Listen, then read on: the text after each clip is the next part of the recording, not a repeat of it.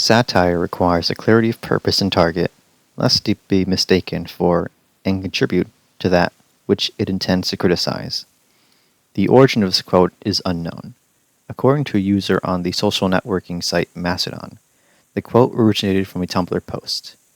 This is a quote that I believe is relevant to the subject of this video, Scary Movie 2026. It is a film that has the audacity to criticize the constant reboots and legacy sequels of Hollywood, while also participating and contributing to that culture. The title of the movie itself is a reflection of this. Instead of being titled Scary Movie 6, it is named after the first film of the series, Scary Movie. It is meant to imply a return to form and a revival of what made the first film a success.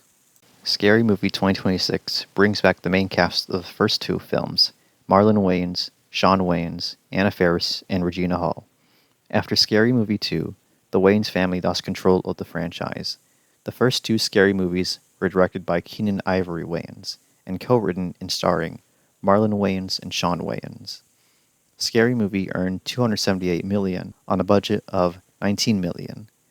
The budget of the sequel increased to $45 million and grossed $141.2 million. According to a Variety article titled How Marlon Wayans Survived Hell, Hollywood, and Harvey Weinstein, the trio of Wayans brothers approached Dimension Films, the distributor of the Scary Movie series and subsidiary of the Weinstein Company, for a pay raise for the third installment. The Weinsteins turned down their request and wanted to pay them the same amount.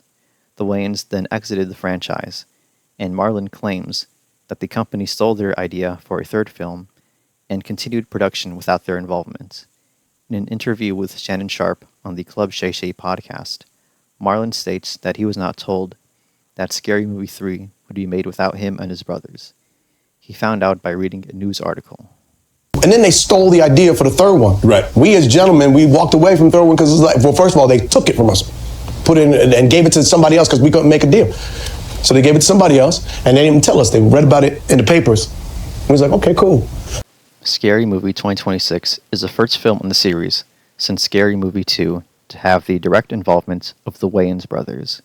Marlon, Shawn, and Keenen Ivory are all credited as writers for the film. The film is directed by Michael Tides, who also directed 3 films that were written by Marlon Wayans, those being A Haunted House 2, and 50 Shades of Black.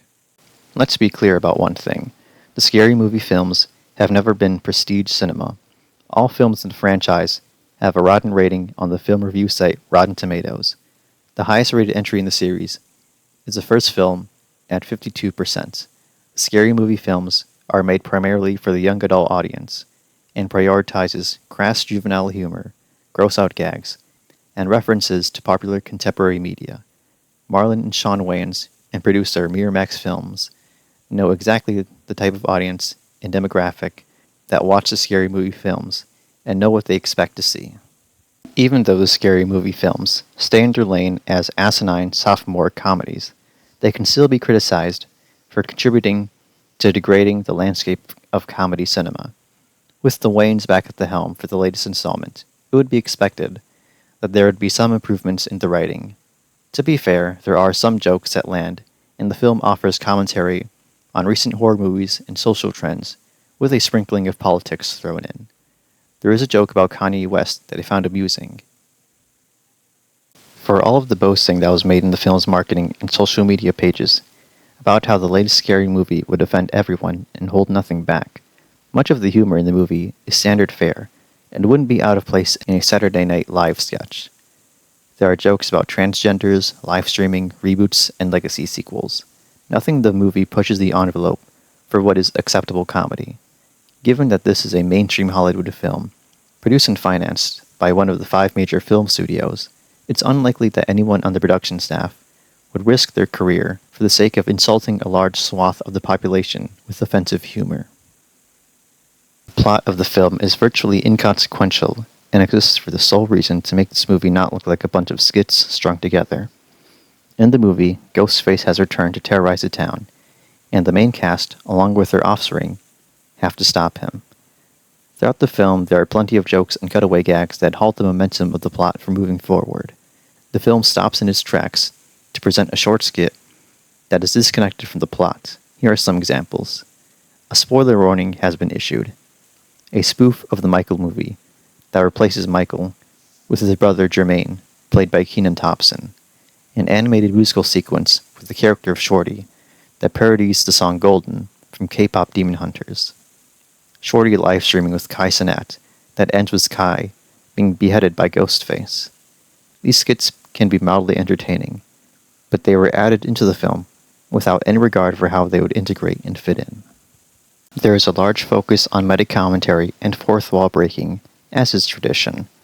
The characters in the film acknowledge that they are in a scary movie and commentate on the tropes of horror movies. The characters also mention real people and world events, such as Kanye West, Candace Owens, Donald Trump, and COVID-19. The end of the film culminates in the characters directly calling out the previous entries in the series as lackluster, and they discuss the merits and shortcomings of the previous movies. The most revealing moment came when they criticize the newer, younger cast members as being inferior to the older main cast. This is a direct admission that the writers and director were unsatisfied with their creative choices and decided to air out their grievances to the audience. Of course, this could also be a joke that isn't meant to be taken seriously. Either way, it comes off as tasteless.